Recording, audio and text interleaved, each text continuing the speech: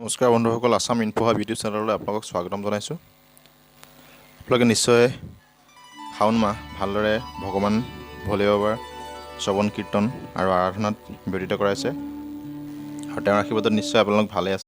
ভক্তসকল, আপোনালোকে নিশ্চয় জানে যে এই শাওণ মাহ ভগৱান ভোলে বাবাক অৰ্পিত কৰা হয় আৰু তেওঁৰ ওপৰতে উৎসৰ্গা কৰা হয়।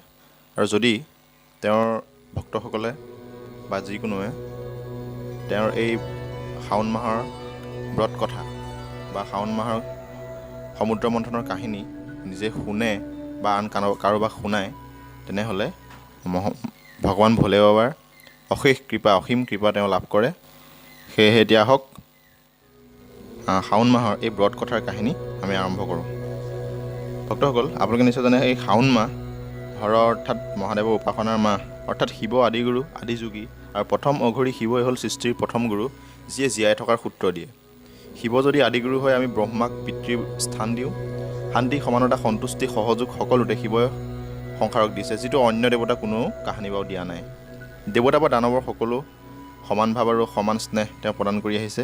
দেৱতাৰ গুৰু বৃহস্পতি আৰু অসুৰৰ গুৰু শুক্ৰাচাৰ্যক সংস্কৃতিৰ জনক কোৱা হয়, কিন্তু তেওঁলোকৰো গুৰু হ'ল মহাদেৱ।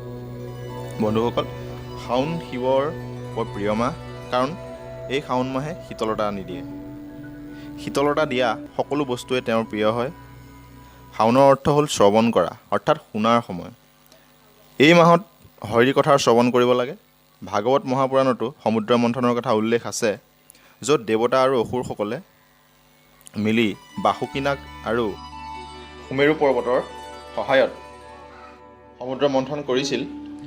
আৰু এই সমুদ্ৰ মন্থনত বহুতো মূল্যৱান সা সম্পত্তি, ধন, সোণ, হীৰা, মুকুতা আৰু মূল্যগত হৈছিল।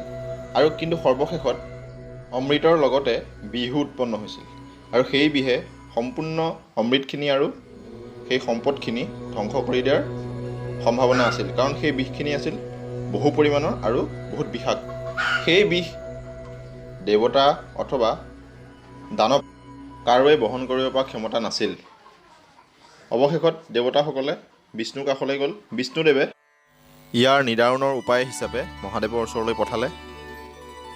যেতিয়া মহাদেৱৰ ওচৰলৈ গ'ল আৰু মহাদেৱে গম পালে যে এই বিষ তেওঁৰ বাহিৰে আৰু ধাৰণ কৰিব পৰা ক্ষমতা কাৰোৱেই নাই, সেয়েহে তেওঁ সেই বিষ নিজৰ কণ্ঠত ঢালি ল'লে আৰু সমগ্ৰ বিষখিনি তেওঁ পান কৰিলে।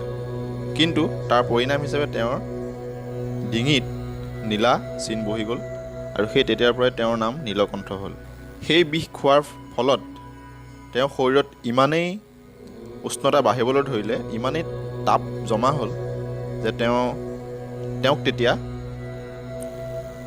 শৰীৰ ঠাণ্ডা কৰিবলৈ গংগাৰ বাহিৰে আন কোনো জেগা বিচাৰি নাপালে। সেয়েহে তেওঁক বহুত গংগাজল অৰ্পণ কৰা হ'ল, আৰু সেই তেতিয়াৰ পৰাই তেওঁক গংগাজল অৰ্পিত কৰা প্ৰথা আৰম্ভ হ'ল, আৰু সকলোৱে আজিও সেইমতে মহাদেৱৰ লিংগত বেলপত্ৰ, শীতল পানী ঢলাৰ প্ৰথা প্ৰৱৰ্তন হ'ল।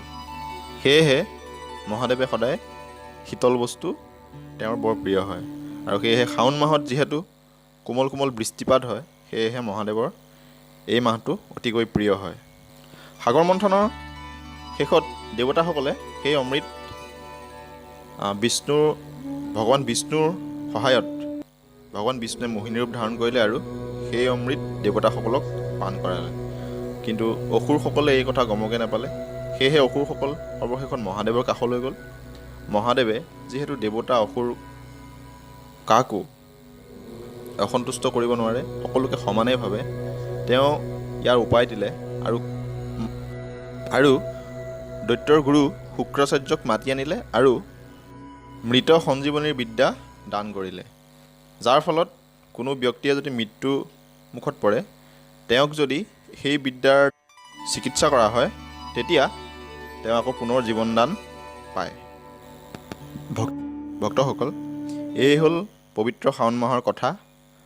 সেয়েহে মহাদেৱক সন্তুষ্ট কৰিবলৈ এই সমগ্ৰ শাওণ মাহতেই ভক্তসকলে সদায় নিতৌ তেওঁৰ শিৱলিংগত আৰু মহাদেৱৰ মন্দিৰত পূজা অৰ্চনা কৰে, তেওঁৰ ভক্তি কৰে, সমগ্ৰ মাহটো ব্ৰত কৰে আৰু নিৰামিষ আহাৰ গ্ৰহণ কৰে।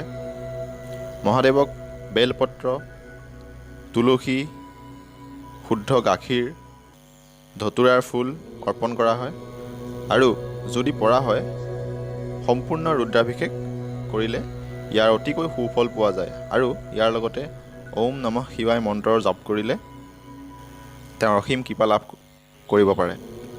ভক্তসকল, আপোনালোকৰ যদি এই ভিডিঅ'টো ভাল লাগিলে আৰু শাওণ মাহৰ কথা ভাল লাগিলে নিজে শুনক আৰু আনকো শুনাওক আৰু মহাদেৱৰ অসীম কৃপা লাভ কৰক তাৰে কামনাৰে ভিডিঅ'টো শ্বেয়াৰ কৰিব।